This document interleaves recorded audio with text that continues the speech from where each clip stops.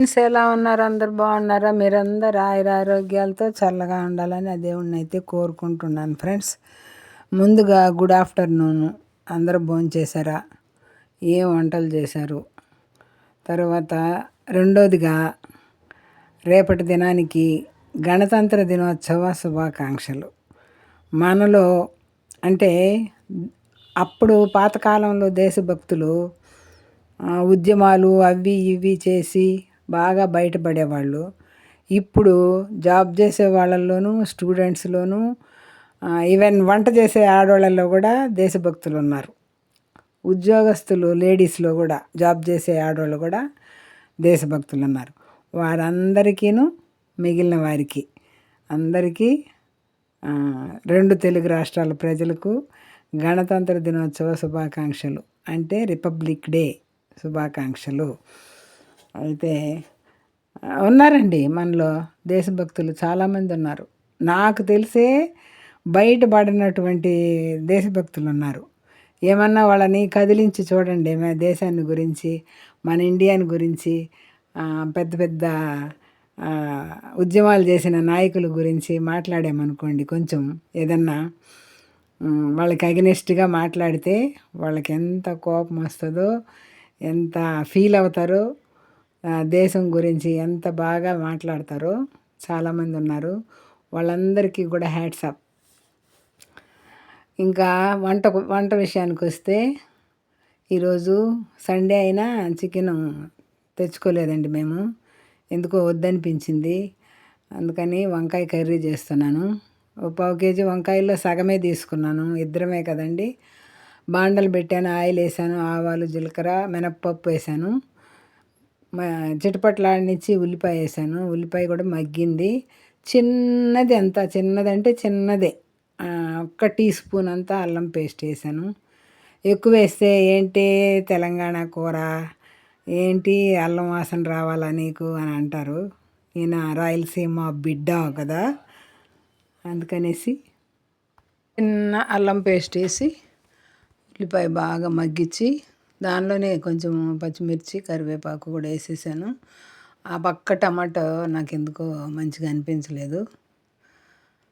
చూడ్డానికి బాగుంది కానీ ఏంటో బాగాలేదు. అందుకని పక్కకు తీసేసి ఇంకొక టమాటా కట్ చేసుకున్నాను. మీకు తెలుసు కదండి, టమాటా బాగా మగ్గడానికి ఏం చేయాలి, సాల్ట్ వేయాలి.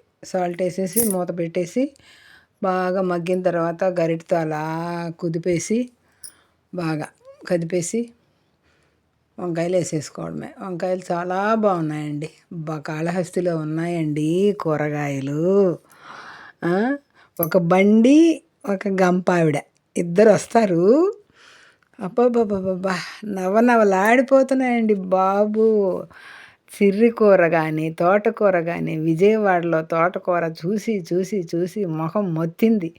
ఆ పాలకూర చూసి చూసి మొహం ఎందుకులేండి. ఆకుకూరలు అస్సలు, ఇక్కడ తోటకూర ఉంటుందండి మొలకాకు, వావ్ సూపర్ అండి బాబు.